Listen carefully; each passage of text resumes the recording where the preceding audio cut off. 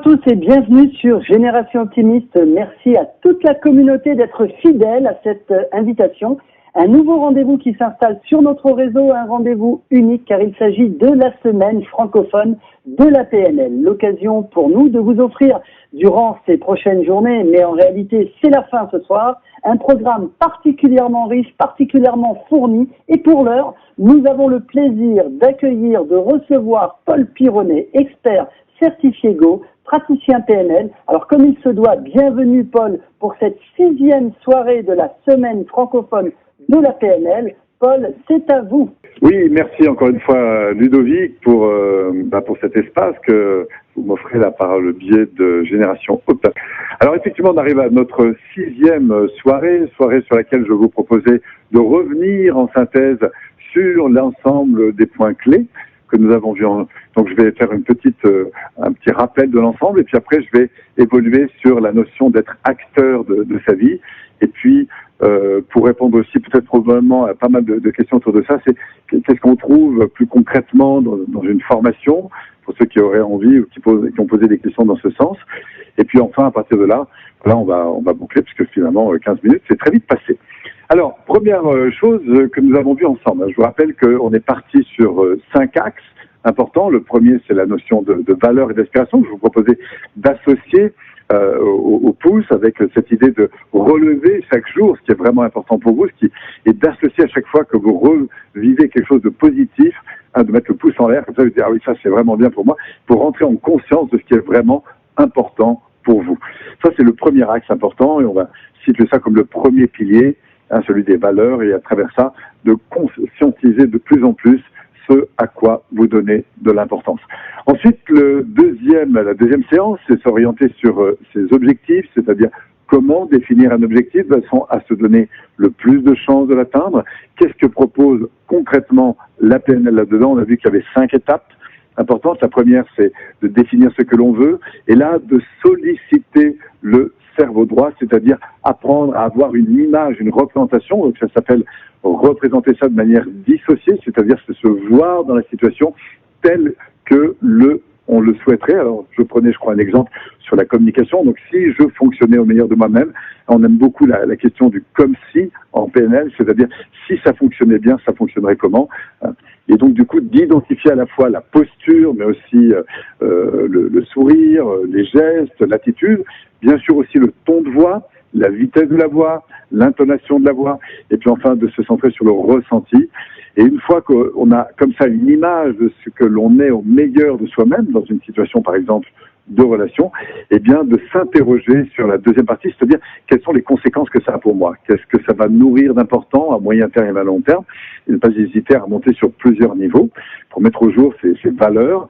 Et puis enfin, une fois qu'on a pris conscience des conséquences à moyen terme et à long terme, eh bien on va s'interroger sur l'impact que ça peut avoir que d'être dans cette qualité d'attitude, par exemple avec ses enfants quand on les réveille le matin, en se mettant à la place justement des personnes concernées. Et là, de s'interroger véritablement sur l'impact que peut avoir mon attitude positive quand je suis avec eux, de façon à donner, bien sûr, une conscience plus affinée encore de cet impact positif pour mon environnement, ce qui viendra donc renforcer l'objectif. Et une fois que j'en suis là, alors, d'arriver sur le 4e point, le premier point c'était l'objectif, 2e point les conséquences, 3e point les alliances, c'est-à-dire la prise en compte des personnes impliquées, puis enfin le 4e point, c'est l'attitude particulière que j'ai à développer dans qu'est-ce que je fais que je ne fais pas toujours, si je voulais exceller encore plus, qu'est-ce qu'il faudrait que je mette en place. Ça, c'est de l'attitude, le comportement qui va permettre le résultat.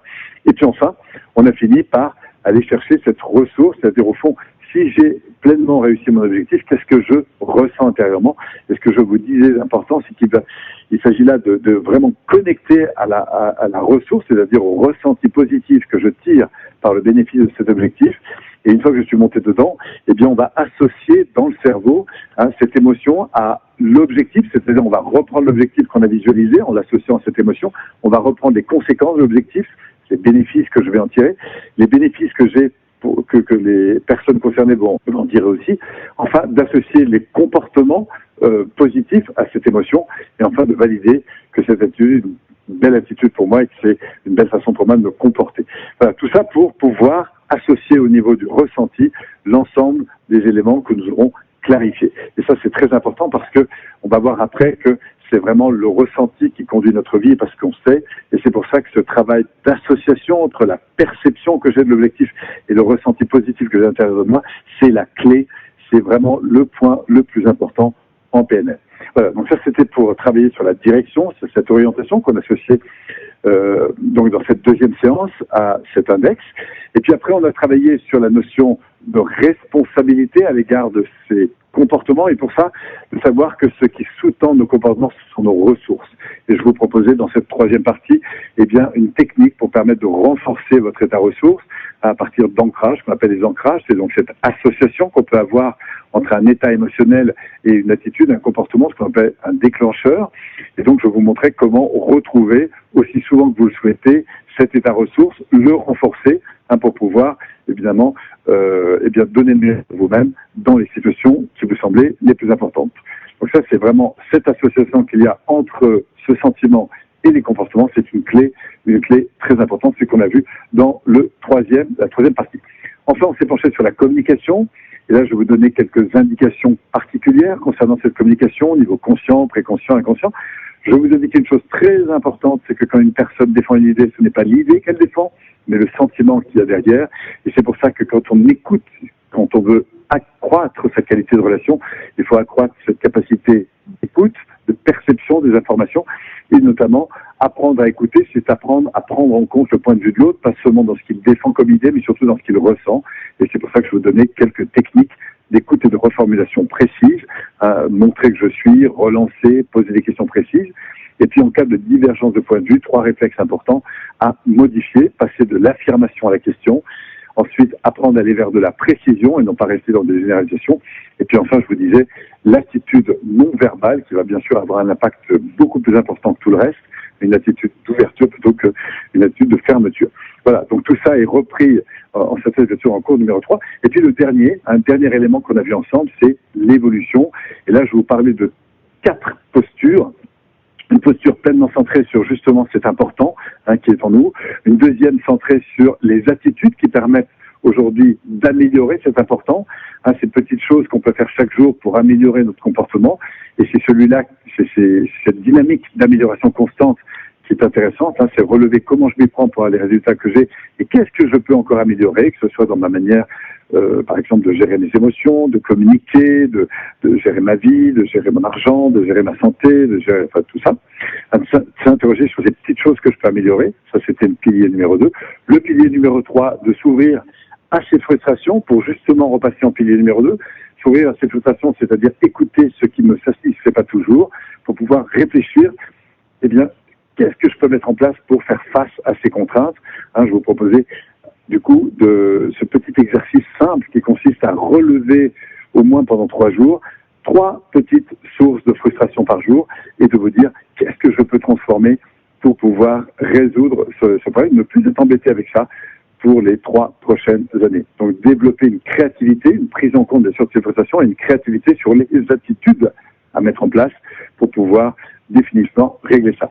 Donc c'est comme ça que ce pilier 3, qui est cette ouverture à ces frustrations, permet de revenir en pilier 2 pour travailler sur l'amélioration de l'attitude, de façon à pouvoir satisfaire davantage encore ce qui est important pour vous, ce qu'on a en pilier 1. Et si jamais le pilier 3 n'est pas rempli, alors je vous expliquais combien on peut ensuite tomber dans le pilier 4, c'est-à-dire développer comme ça par automatisme en fait des attitudes qui vont aller à l'encontre de nos besoins, qui sont des attitudes de fuite, d'attaque, enfin bref, que je précisais, tout ça dans cette dernière séance. Alors, en synthèse de tout ça, qu'est-ce qui va rester d'important? Eh bien, c'est cette notion d'être acteur. Parce qu'en fait, c'est à ça que la PNL nous conduit, être acteur de sa vie. Qu'est-ce que ça veut dire? Eh bien, c'est, au fond, si j'avais un grand cercle comme ça, un grand rond, je mettrais à l'extérieur toutes les contraintes. Et là, je dois vous dire que quel que soit le développement personnel que vous allez faire, vous aurez toujours autour de vous des contraintes de temps, des contraintes d'argent, des contraintes de train qui n'arrive pas à l'heure, de technologie qui ne fonctionne pas comme vous voulez, des contraintes, enfin bref, vous aurez toujours des contraintes. Par contre, ce qui va évoluer, c'est votre capacité à transformer ces contraintes. C'est-à-dire non pas les fuir ou les attaquer, non pas les dévaloriser ou les combattre. Ce qui va être important, c'est de les transformer. Et pour ça, c'est une attitude, notamment une attitude relationnelle qu'il va falloir intégrer, dans laquelle, en fait, la position de base, c'est d'intégrer cette contrainte comme quelque chose qui est là pour nous faire grandir. Et c'est comme ça qu'à travers sa zone des possibles, on va pouvoir justement agir sur cet environnement. Donc on dessine un grand cercle, on met à l'extérieur du grand cercle toutes les contraintes, et puis on peut dessiner un deuxième cercle au centre de ce grand cercle, qui serait votre zone des possibles. Être acteur de sa vie, ça suppose de répondre, encore une fois, à quelques grandes priorités. La première, être conscient de ce qui est important pour vous, notamment quand il y a des contraintes qui arrivent. Et vous allez voir que la première chose que vous aurez tendance à faire, c'est à manifester vos frustrations. Et le plus important, c'est de transformer vos frustrations en besoin, en demande, en expression de ce qui est important pour vous. Donc, quand il y a une situation qui se passe mal, de vous dire au fond, qu'est-ce que cette situation me permet d'apprendre, d'intégrer, d'important pour moi. Ça, c'est le point central. On retrouve nos valeurs. Ensuite, pour avancer sur cette notion d'amélioration de la situation, on va travailler sur cette notion d'objectif. Qu'est-ce que je veux précisément? Ensuite, aller chercher les bons états ressources. Puis enfin, communiquer avec cet environnement de manière plus positive. Et là, vous allez trouver en fait un plan, en quelque sorte, dans cette base de la PNL, qui vont permettre justement de devenir plus acteur en modifiant cette capacité à reprendre la main sur les situations parfois un petit peu compliquées. Voilà, alors quand on travaille justement en formation, on va revenir en fait sur ces grands réflexes, à la fois ces valeurs, à la fois ces objectifs, pensées solutions, à la fois cette capacité d'aller chercher en soi les ressources qui permettent de donner le meilleur de nous-mêmes, et puis enfin de sortir de ces relations de fuite ou d'attaque pour pouvoir justement construire avec la différence, et puis de s'enrichir de cette situation. C'est grâce à ça que cette zone centrale va s'accroître, et c'est ce que nous allons travailler dans des formations. Donc on va revenir sur tous ces fondamentaux, on va apprendre vraiment à définir des objectifs de manière vraiment précise. C'est ce qu'on a fait un petit peu ensemble. Évidemment que quand vous êtes en formation, le fait d'être accompagné, le fait d'avoir des démonstrations, le fait de pouvoir pratiquer, le fait de pouvoir être corrigé sur votre attitude, ça permet évidemment d'enrichir votre savoir-faire et donc d'intégrer ces nouveaux réflexes.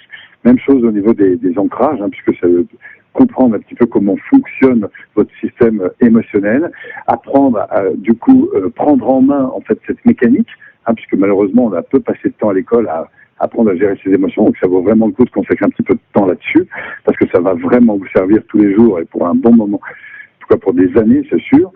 Enfin, travailler sur ces modalités de communication, se mettre en situation, apprendre à développer ces réflexes nouveaux.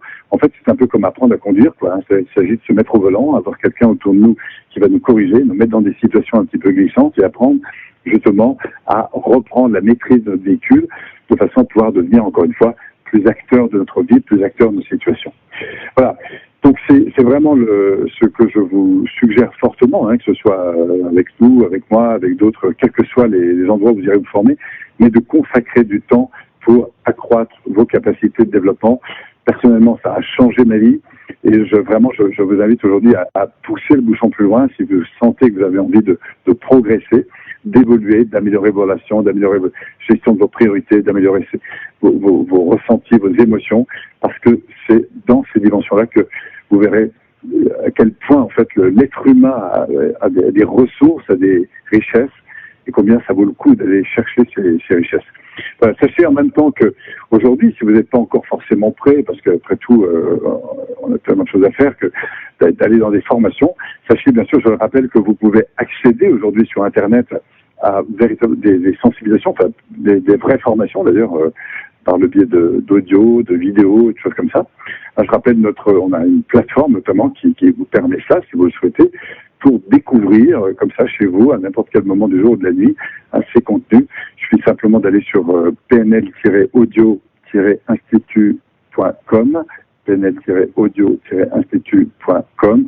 Là, vous verrez, il y a énormément de contenu que vous pouvez acquérir pour pouvoir découvrir, intégrer, étape par étape, bien sûr, de pouvoir profiter de l'ensemble de ces outils. Voilà un petit peu en synthèse que j'avais envie de vous dire aujourd'hui. N'hésitez pas à reprendre ces audios, à les réécouter si vous avez besoin, et puis de compléter si vous souhaitez aller plus loin encore avec la plateforme dont je vous donnais l'adresse juste avant. Alors voilà, je crois qu'on va arriver un petit peu au terme de cette semaine. Alors j'en ai profité moi bien sûr parce que j'étais en animation toute la journée après Pralognan-la-Vanoise, puisque nous étions sur une formation avancée de technicien. C'est pas très avancé. Vous savez, dans une formation, vous avez ce qu'on appelle un 3 jours de base, et puis après vous avez un 6 jours de technicien. Puis après, vous avez un praticien qui fait des jours, puis après un maître praticien. Et actuellement, dans cette phase d'été, nous sommes à Pralognan-la-Vanoise, un lieu magnifique, dans lequel, évidemment, viennent et profitent de l'été des tas de gens pour venir se former. Voilà, donc, j'ai eu la chance de vous avoir peut-être au téléphone, en direct ce soir. Enfin, moi, je suis au téléphone, mais vous êtes derrière vos ordinateurs, vos téléphones aussi, je ne sais pas, et de pouvoir profiter de ces petits moments pour pouvoir vous donner, comme ça, un peu en synthèse, quelques clés pratiques. Donc, il a fallu faire pour moi des choix. J'espère que vous allez pouvoir tirer profit de ces apports, ces quelques clés. Et puis, j'aurai évidemment le plaisir, peut-être, un jour, de vous croiser et de pouvoir avoir l'occasion d'aller peut-être plus loin. Sinon, il y a pas tous ces gens que moi qui font aussi très bien ce métier et que vous pouvez bien sûr découvrir. Voilà. J'avais aussi envie de remercier vraiment encore une fois Génération Optimiste pour cette opportunité que nous avons construite. Et plus particulièrement au cours de cette semaine, cette disponibilité que vous avez pu avoir avec moi pour bâtir cette semaine en fait. Alors ça me permet, Paul, de vous poser une question. Qu'est-ce qui vous a décidé finalement de nous rejoindre, d'accepter notre invitation pour cette semaine francophone de la PNL? Pour tout vous dire, j'ai beaucoup hésité parce que c'est déjà très intense nos soirées, en plus, enfin nos journées. En plus, on fait des soirées à thème, ce qui veut dire qu'à chaque fois que je vous ai quitté, je repartais encore pour 1 heure d'intervention. Mais ce qui m'a quand même vraiment décidé, c'est d'abord l'enthousiasme que vous m'avez montré à l'idée de sensibiliser des gens à ce PNL. Et puis surtout parce que j'aime bien l'esprit de génération optimiste, parce que moi je crois que ce monde a besoin d'optimisme, et je trouve que soutenir toutes ces actions qui vont aujourd'hui permettre aux gens d'ouvrir leur optimisme, en tout cas d'intégrer des réflexes qui vont leur permettre d'être plus optimistes, je trouve vraiment que ça vaut le coup, et c'est pour ça que c'est sans aucune hésitation. Enfin, j'ai eu un peu d'hésitation parce que j'ai un programme très chargé, mais dans le cœur, j'ai eu vraiment envie de participer, de répondre oui, présent en tout cas, parce que je crois que cette ambition Génération Optimiste, c'est quelque chose d'extraordinaire et que j'ai eu vraiment envie de soutenir. J'espère que de nombreuses personnes, je pense que c'est une idée qui sera probablement renouvelée, et j'espère que bien d'autres intervenants me répondront présent, parce que je crois que le monde a tellement besoin aujourd'hui d'actions orientées sur le développement de l'optimisme, que je trouve que c'est génial de soutenir des actions comme la vôtre. Merci Paul. Et je continue dans les questions. Comment avez-vous vécu d'ailleurs? Je voudrais que vous m'expliquiez, vous, de l'intérieur, parce qu'il est vrai que vous aviez une semaine particulièrement chargée. Je rappelle que vous êtes en pleine effervescence pendant toute une semaine avec des formations à Pralognan-la-Vanoise en pleine Savoie. Alors comment avez-vous vécu cette semaine de la PNL, cette semaine francophone de la PNL de l'intérieur? De manière assez intense en fait, parce que il faut savoir que moi je suis parti pour tout l'été là, ça va durer 2 mois. Et là, cette semaine, c'était particulièrement dense parce que d'abord, j'ai un groupe à gérer toute la journée. Bon, on a eu la chance, c'est qu'on est dans un espace qui est fabuleux. On a travaillé en montagne parce qu'on a la possibilité ici, par les téléphériques, de monter à plus de 2500 mètres. Donc, quand vous avez travaillé sur vos valeurs à plus de 2500 mètres, bien sûr, ça vous charge en énergie. En plus, je suis un passionné de sport, donc on en profite. Parce qu'il y a beaucoup de gens dans le groupe qui font du sport. Donc, du coup, tout ça, ça met dans une énergie très, très élevée. Et alors, chaque soir, j'avais toujours en tête ce moment un peu privilégié où je me disais, bon, là, il y a un petit challenge à tenir parce qu'il faut parler pendant 1/4 d'heure, et c'est pas simple de parler quand on n'a pas le feedback direct, Et donc, il faut à la fois donner de la simplicité, il faut donner du concret, donc ça demande en fait un travail de concentration qui, malgré le fait que j'ai un peu de métier, a pas été forcément si simple. Donc je l'ai fait avec le cœur, un peu en direct. J'ai pas trop énormément préparé parce que je trouve que c'est toujours mieux d'y aller comme ça un petit peu non pas à l'intuition, mais enfin de lâcher simplement et de laisser venir ce qui vient. Donc ça a été pour moi très intense, ces moments à la fois de préparation rapide, puisque je passais d'un truc à un autre, et en même temps j'ai trouvé très très intéressant et très riche de voir comme ça en quelques minutes, en très peu de temps finalement, essayer de donner un maximum de choses. Paul, vous êtes vraiment la référence dans le paysage francophone de la PNL, plus de 25 ans d'expérience, de connaissances, de savoir. Vous avez, travaillé avec nous toute la semaine, vous avez accepté de jouer le jeu avec nous. Et moi, j'aimerais aller un petit peu plus loin. Si vous aviez un conseil à nous offrir à l'ensemble de nos auditeurs, à l'ensemble des gens de Génération Optimiste, quel serait le conseil de la semaine? Alors, ce qui me vient tout de suite comme ça du fond du cœur, c'est la considération. La considération que vous pouvez porter à vous-même et à vos proches. C'est apprendre à aimer. Quand je dis apprendre à aimer, c'est apprendre à profiter des choses, que ce soit votre petit déjeuner, que ce soit le pain que vous mangez, que ce soit le bisou que vous faites à vos enfants, que ce soit la chaleur du soleil, que ce soit... Même quand vous avez des difficultés, vous êtes dans un magasin, vous faites la queue, profitez de ce moment, profitez de chaque respiration, profitez de... c'est profiter et rendre grâce, si je puis dire, parce que y a pas plus grande intensité de vie, je trouve, que de vibrer comme ça par ces petites choses. J'adore cette idée de faire du banal de l'exceptionnel. Et s'il y avait une chose comme ça, c'est apprendre à être attentif à ses besoins, attentif aux ceux des autres et sourire intérieurement, c'est-à-dire de dégager cet optimisme parce que le monde en a tellement besoin. Voilà. Donc une chose, un conseil à donner pour moi, c'est prenez soin de vous, ayez de l'attention positive à votre égard et à celle des personnes qui vous entourent, quelles que soient les personnes que vous rencontrez, que ce soit dans une pharmacie, dans une boulangerie, sur le marché, etc. Mais marquez de manière positive les gens par des petites attentions qui ont l'air de rien, mais qui changent tellement la couleur des gens. Un sourire, mais quand on connaît la puissance d'un sourire, d'une attention, offrir une fleur à un inconnu, faites un cadeau qui surprend les gens, c'est incroyable que vous allez tirer comme bonheur de surprendre les gens en leur faisant plaisir, en leur offrant une petite chose. C'est parfois pas grand chose, mais c'est tellement énorme quand il y a cette intention de cœur. Moi, je crois que quand l'homme aura découvert véritablement la puissance de l'amour, eh bien, pour la deuxième fois de l'humanité, il aura découvert le feu. Et je sais pas si quelqu'un l'a déjà dit ou pas, mais en tout cas, c'est ce qui me vient comme ça là maintenant. Et vraiment, s'il y avait une chose importante aujourd'hui, c'est revenir vers cette notion d'attention à soi-même et aux autres et apporter de l'attention dans tout le sens du terme, dans le sens noble du terme, à valoriser, prendre en compte, considérer ces petites attentions qui ont l'air de rien mais qui changent tout. Allez Paul, une dernière petite question pour conclure. Une question qui me vient vraiment, enfin une question que j'ai l'habitude de poser en règle générale à mes invités, c'est qu'est-ce qui vous rend optimiste pour l'avenir? Je crois que c'est un état d'esprit. D'abord, l'optimisme, c'est quelque chose qui se travaille. Et puis, l'optimisme génère de l'optimisme. Par exemple, si je suis optimiste dans une relation avec un inconnu, je génère automatiquement des choses qui sont positives. Donc, je crois que l'optimisme naît de l'intérieur et se mesure à l'extérieur. C'est-à-dire que pour que je sois nourri de l'extérieur par des choses qui sont plaisantes, il faut que j'aille chercher cet optimisme à l'intérieur. Donc, pour développer cet optimisme, enfin, c'est d'être optimiste aussi simplement que ça, c'est-à-dire être un peu comme un enfant et apprendre à apprécier les choses et à se rendre compte que le monde est fait d'abondance. Parce que si j'avais juste une chose à faire remarquer, c'est que pendant que, je sais pas si vous avez remarqué, mais si vous regardez autour de vous, c'est incroyable cette abondance qui vous entoure. Tous les restaurants qui sont ouverts, des fois que vous passez par là, que vous allez dans n'importe quel supermarché, des gens ont bossé depuis 4 heures du matin pour étaler les boîtes. Vous avez une abondance, des gens travaillent toute la journée pour que vous puissiez prendre ce que vous avez besoin. Donc ces petites choses-là, pour moi, c'est ce qui me rend le plus optimiste, c'est-à-dire, et je crois que ça commence de l'intérieur, c'est une éducation, c'est une façon de voir le monde, c'est une philosophie de vie, mais qui se traduit pas seulement par une perception interne, mais qui se mesure par des feedbacks externes. Voilà, c'est ça. Merci Paul pour cette 6e et dernière intervention à l'occasion de la semaine francophone de la PNL. Il est donc maintenant l'heure de se quitter. Vous pouvez retrouver l'intégralité de ce programme sur www.generationoptimiste.com ou sur notre chaîne YouTube à la playlist Paul Pironnet. C'était donc la semaine francophone de la PNL en direct de Pralognan-la-Vanoise en compagnie de Paul Pironnet, expert certifié Go et praticien PNL. Merci à tous d'avoir suivi ce programme. Paul Pironnet, le mot de la fin est pour vous.